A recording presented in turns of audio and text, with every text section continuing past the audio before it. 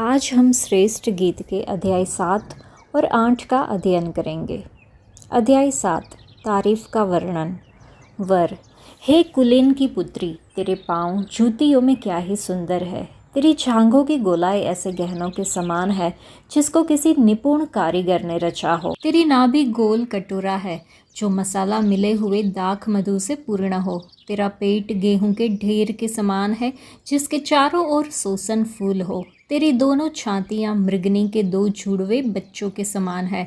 तेरा गला हाथी दांत का मीनार है। तेरी आंखें हेशबोन के उन कुंडों के समान है जो बत्रबिम के फाटक के पास है। तेरी नाक लबानोन के मीनार के तुल्य है जिसका मुख दमिश्क की ओर है।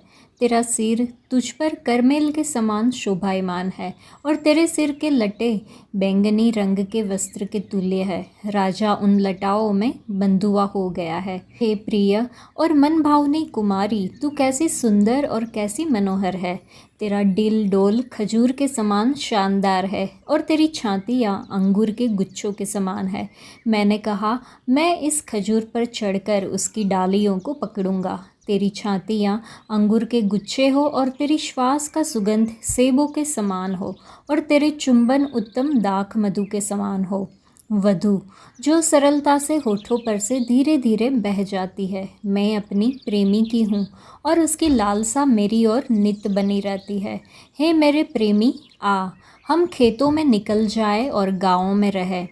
फिर सवेरे उठकर दाख की बारियों में चले और देखे कि दाखलता में कलियां लगी है कि नहीं, कि दाख के फूल खिले हैं या नहीं और अनार फूले हैं या नहीं। वहाँ मैं तुझको अपना प्रेम दिखाऊंगी।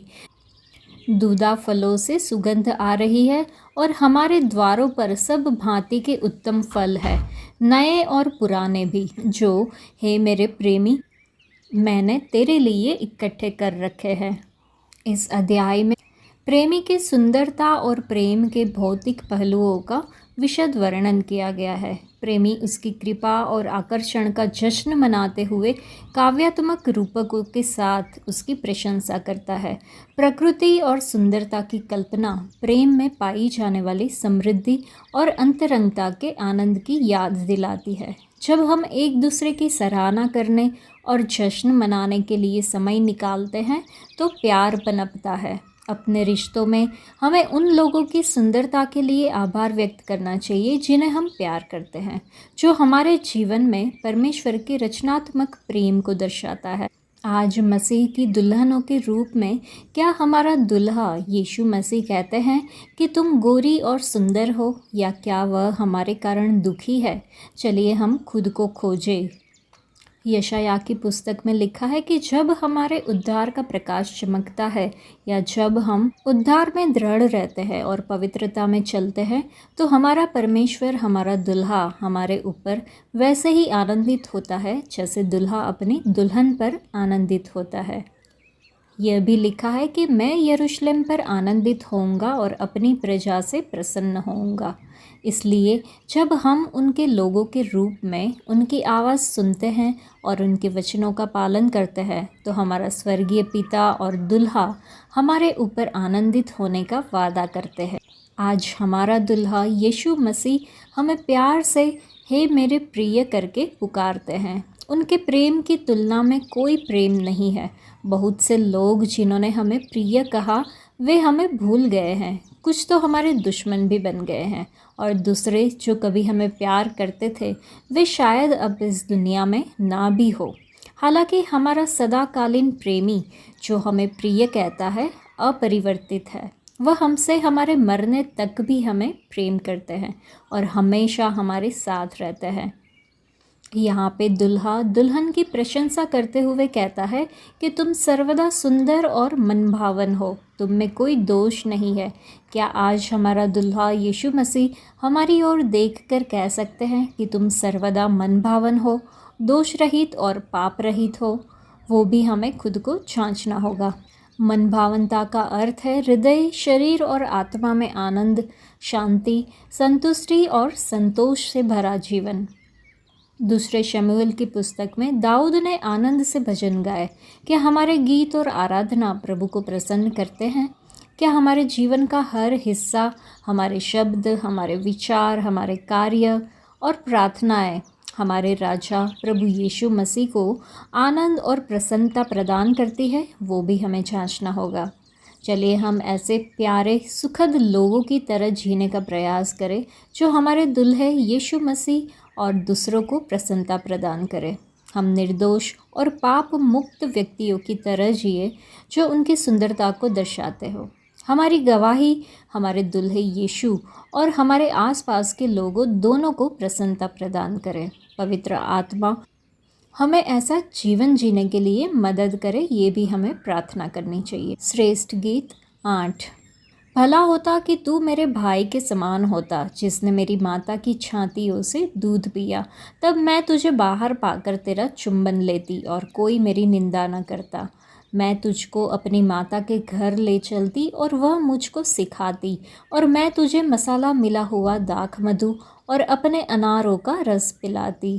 काश उसका बायां हाथ मेरे सिर के नीचे होता और अपने दाहिने हाथ से वह मेरा आलिंगन करता।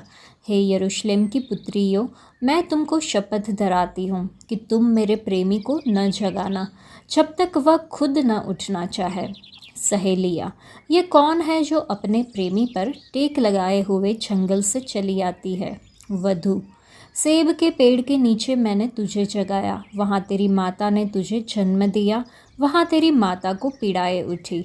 मुझे नगीने के समान अपने हृदय पर लगा रख और ताबीज के समान अपनी बाह पर रख, क्योंकि प्रेम मृत्यु के तुल्य सामर्थी है और ईर्ष्या कब्र के समान निर्दयी है। उसका ज्वाला अग्नि की दमक है, वरन परमेश्वर ही की ज्वाला है।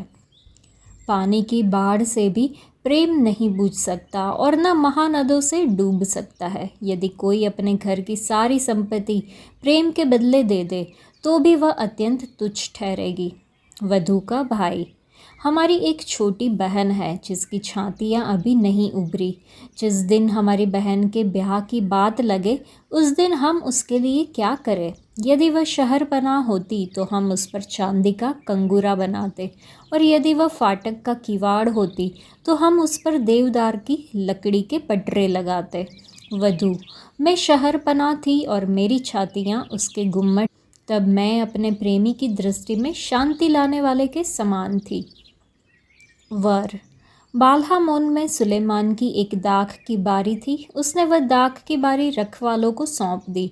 हर एक रखवाले को उसके फलों के लिए चांदी के 1000 टुकड़े देने थे। मेरी नीज दाख की बारी मेरे ही लिए है सुलेमान, 1000 तुझी को और फल के रखवालों को 200 मिले। तू जो बारियों में रहती है, मेरे मित्र तेरा बोल सुनना चाहते हैं, उसे मुझे भी सुनने दे। वधू, हे मेरे प्रेमी, शीघ्रता कर और सुगंध द्रव्यों के पहाड़ों पर चिकारे या जवान हिरन के समान बन जा। इस अंतिम अध्याय में प्रेमिका अपने प्रेमी के लिए गहरी लालसा व्यक्त करती है, जो उसकी भावनाओं की गहराई को प्रदर्शित करती है। प्रेम की सामर्थ्य का विषय उभरता है, जैसे वह पुष्टि करती है कि प्रेम गंभीर और अड़िग है, जो किसी भी बाधा को पार करने में सक्षम है। यह प्रेम की सामर्थ्य को पहचानने के आह्वान के साथ समाप्त होता है, क्योंकि यह एक परमेश्वरीय वरदान है जिसे संजोया और संरक्षित किया जाना चाहिए। सीलबंद हृदय की छवि सच्चे प्रेम में पाए जाने वाली प्रतिबद्धता और सुरक्षा को दर्शाती है। प्रेम शक्तिशाली और परिवर्तनकारी है। जिस तरह परमेश्वर का प्रेम हमारे लिए दृढ़ है, उसी तरह हमें दूसरों के साथ साझा किए जाने वाले प्रेम को अपनाने और उसकी रक्षा करने के लिए बुलाया जाता है। यह एक अनुस्मारक है कि परमेश्वर में निहित प्रेम सभी चुनौतियों पर विजय प्राप्त कर सकता है। श्रेष्ठ गीत मसीह और उसकी दुल्हन के प्रेम और एक दूसरे में दिखाई देने वाली सुंदरता के साथ प्रतिध्वनित होता है। प्रेमिका और उसका प्रेमी एक दूसरे के साथ दाख की बारी, फलों की बारी और बगीचे में समय बिताना चाहते थे।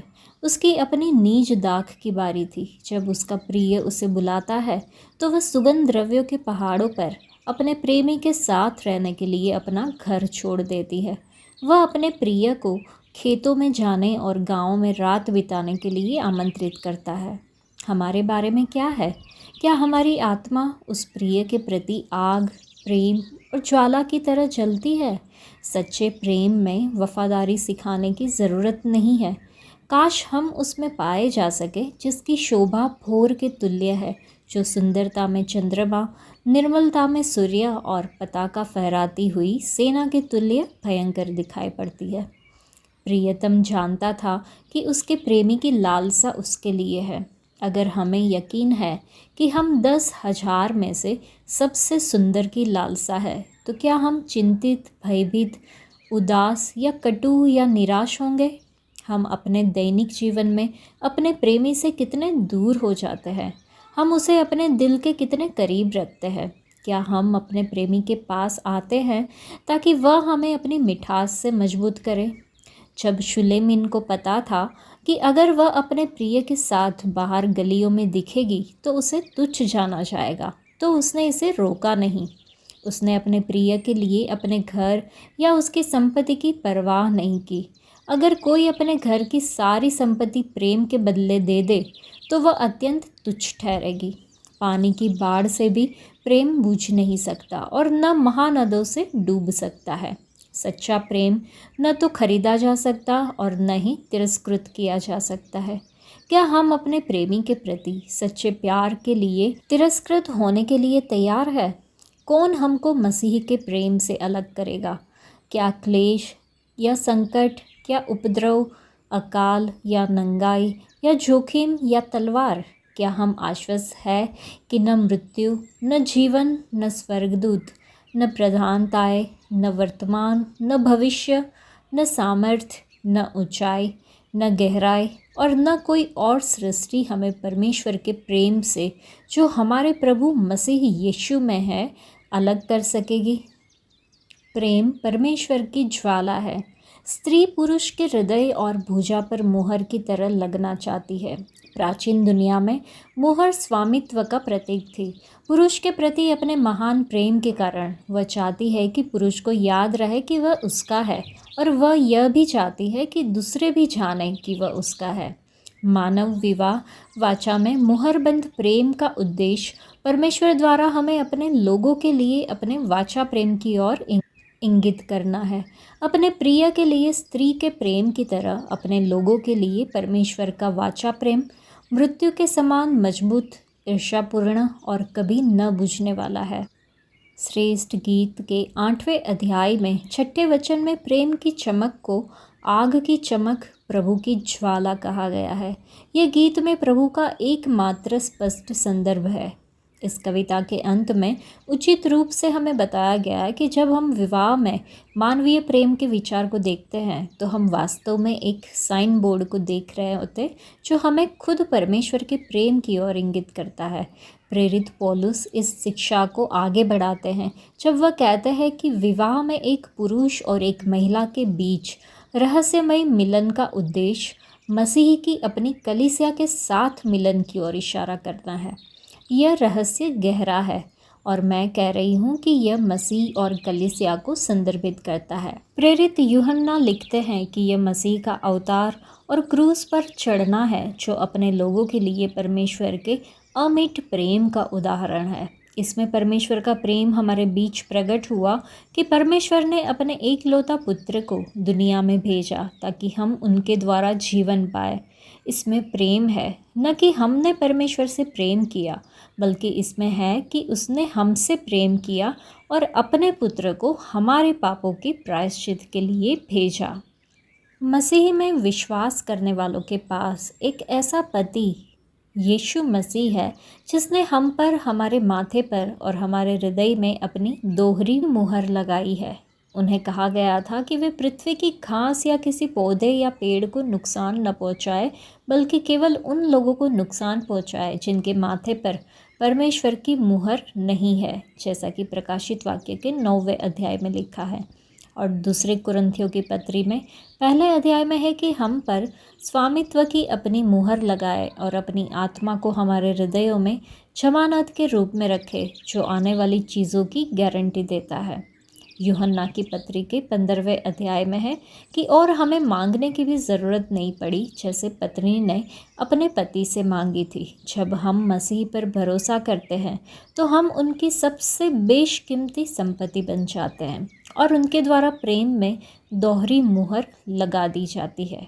जब हम माथे और हृदय दोनों मुहरों पर विचार करते हैं तो हम बाहरी और आंतरिक दोनों तरह से दोहरी मुहर लगा देते हैं। यह विश्वासियों को न्याय और परीक्षाओं के समय उनकी बाहरी सुरक्षा का आश्वासन देता है और पवित्र आत्मा के अंदर वास द्वारा उनके आंतरिक परिवर्तन का आश्वासन भी देता है। उन्हें मसीही जीवन जीने के लिए सशक्त बनाता है और परमेश्वर के साथ उनके अनंत भविष्य का आश्वासन भी देता है। आज के लिए इतना ही। परमेश्वर आप सबको आशीष दे। धन्यवाद।